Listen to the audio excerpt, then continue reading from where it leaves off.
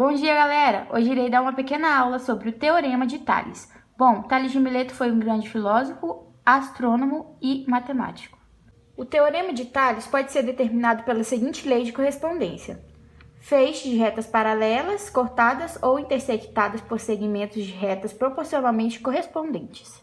Bom, galera, aqui para fazer esse teorema-chave acontecer, é preciso de linhas paralelas, linhas transversais, segmentos de reta, comprimentos, razões e proporções.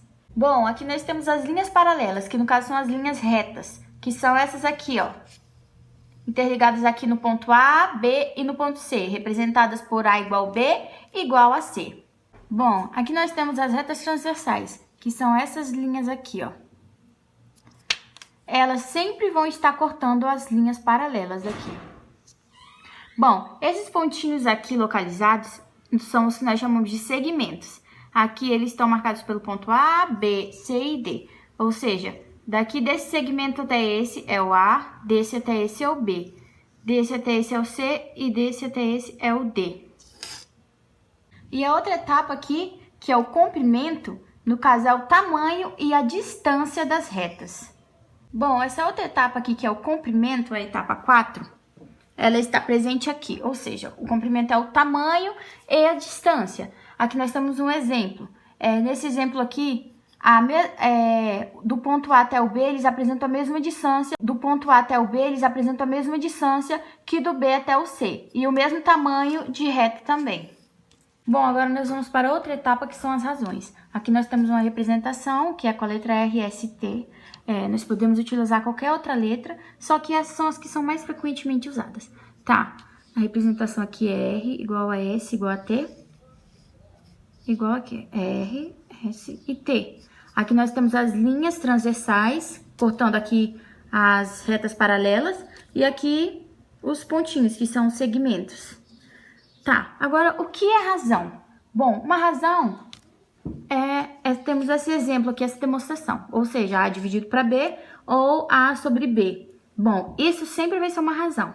E aqui nós temos outros exemplos de razão, que no caso é a proporção. O que é a proporção? Igualdade entre duas ou mais razões. Ou seja, aqui nós temos duas razões iguais, ou seja, A sobre B é igual a C sobre D. Agora, qual é o motivo dessas razões serem iguais? Vamos lá aqui a um exemplo. Aqui temos a figura, né, com as retas paralelas, as transversais cortando as paralelas, os segmentos marcados aqui pelo ponto 3, 6, 4 e 8. Agora, nós já estamos trabalhando com a representação em números, né? Então, aqui nós podemos ver, ó, 3 sobre 6 igual 4 sobre 8. Por que elas são iguais? É aí que a gente vai ver. Vamos lá.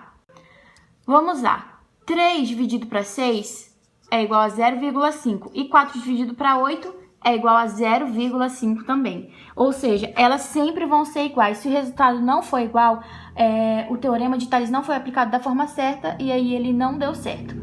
E aqui outro exemplo também, que é o do 3 vezes o 8, que é igual a 24, e 4 vezes o 6, que é igual a 24 também. Ou seja, quando o teorema de Tales der certo, ele sempre vai dar as razões iguais. Bom, aqui nós temos duas figuras e a pergunta é: qual a diferença entre as duas figuras? A questão é: não há diferença alguma. As figuras, elas são iguais. Ué, mas como assim elas são iguais? Sendo que aqui ela está formando um triângulo e aqui ela não tem uma imagem feita. Bom, então, essa reta aqui, ela pode simplesmente se locomover formando uma imagem aqui. Ou seja, da mesma forma que ela tá deitada, ela vai apenas se locomover. Ela vai sair daqui até aqui. Vai ficar um pouquinho torto aqui, mas não tem problema, é só uma representação. E aí, ela vai formar um triângulo igual a essa outra imagem. Então, nunca tem problema nenhum e não há diferença nenhuma entre essas duas figuras.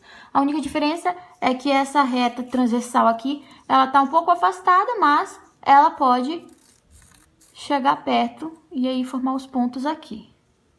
Segmento. E aí formar os pontos aqui. Segmentos. Assim formando as figuras iguais.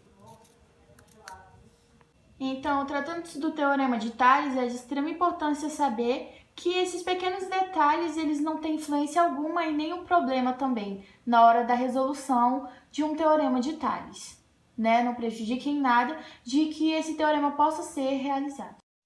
E é isso aí, galera. Espero que vocês tenham gostado da pequena explicação e até a próxima. Tchau, tchau. Eu vou falar sobre o Teorema de Pitágoras. O Teorema de Pitágoras é uma fórmula que a gente utiliza quando a gente quer descobrir o comprimento de um dos lados do triângulo retângulo, que é o triângulo que tem um ângulo de 90 graus.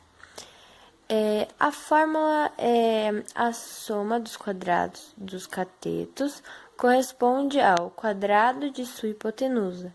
Então, a soma dos catetos ao quadrado é igual à hipotenusa ao quadrado.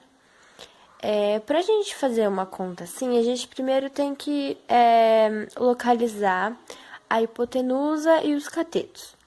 Então, a hipotenusa, ela sempre vai ser o maior lado do triângulo e ela sempre vai ficar do lado oposto ao ângulo de 90 graus. Então, se o ângulo de 90 graus está aqui, o lado oposto, a nossa hipotenusa vai ser essa daqui. E os outros dois vão ser chamados de catetos. Existe o cateto oposto, o cateto adjacente, mas nessa fórmula a gente não vai usar, então, tipo, é indiferente a gente denominar qual é qual. A fórmula, ela pode ser escrita tanto assim quanto assim. Esse aqui é o uso mais popular, né? Só que você pode colocar qualquer variável. Por exemplo, essa variável é a inicial do lado da hipotenusa. Aqui o cateto 1, cateto 2. Então, a gente pode utilizar essas variáveis.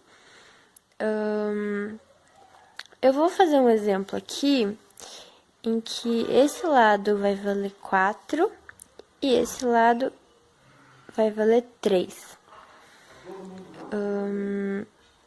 Então, se A é a nossa hipotenusa, a gente não sabe ainda quanto que vale. Vamos deixar a variável ali. A gente pode colocar um dos catetos e o outro cateto ao quadrado. Agora, a gente resolve as potências. Vai dar 16 e aqui vai dar 9. Agora, a gente soma, que vai dar 25. Agora, a gente vai tirar essa potência da nossa variável e vai colocar do outro lado da equação, fazendo a operação inversa, né? Que seria a raiz quadrada de 25. Raiz quadrada de 25 é igual a 5. Então, esse vai ser o valor da nossa hipotenusa desse triângulo retângulo. A variável pode ser qualquer uma dos três lados. Eu utilizei a da hipotenusa primeiro, mas vão ter outros exemplos utilizando os outros catetos como variáveis. Eu sou Maria Helena da equipe 7 e eu vou dar um exemplo do Teorema de Pitágoras. Nesse exemplo, o x vai ser o cateto adjacente. Então, eu já coloquei a fórmula, que é a hipotenusa ao quadrado igual a cateto ao quadrado mais cateto ao quadrado. Agora, a gente tem que substituir eles. Então, como aqui é a hipotenusa, a gente vai colocar o 5 aqui. Então, 5 ao quadrado igual... A ordem dos catetos não importa, então eu vou colocar o x ao quadrado aqui, mais o 3 ao quadrado. Então, 5 ao quadrado é 25, igual x ao quadrado mais 3 ao quadrado é igual a 9. Agora, a gente tem que colocar o 9 do mesmo lado do 25. Então, como aqui ele tá positivo, desse lado ele vai ficar negativo. Então, 25 menos o 9, igual x ao quadrado. 25 menos 9 é 16, igual x ao quadrado. Agora, a gente tem que colocar a raiz no 16, igual x. Então, a raiz de 16 é 4. 4 igual x. Então, aqui, o resultado vai ser 4. Gente, eu sou o Guilherme da equipe 7 e hoje eu vou fazer para vocês um exercício de teorema de Pitágoras, tentando achar o cateto oposto. Então, eu tenho aqui o cateto adjacente com 6 centímetros e a hipotenusa com 24. E daí o x é o cateto oposto, né? A gente vai usar a fórmula aqui de Pitágoras, a ao quadrado igual b ao quadrado mais c ao quadrado. E daí é só você montar aqui, ó. 24 ao quadrado igual a 6 ao quadrado mais x ao quadrado.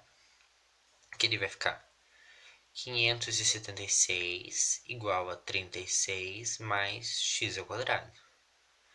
E daí você vai passar o 36 dividindo. Que vai ficar o x aqui. Daí pro outro lado da igualdade. Você pega o x e passa para cá. E daí eu corto 2 e fica a raiz de 16. Que 576 divididos por 36 é igual a 16, né, no caso. O resultado é 4, então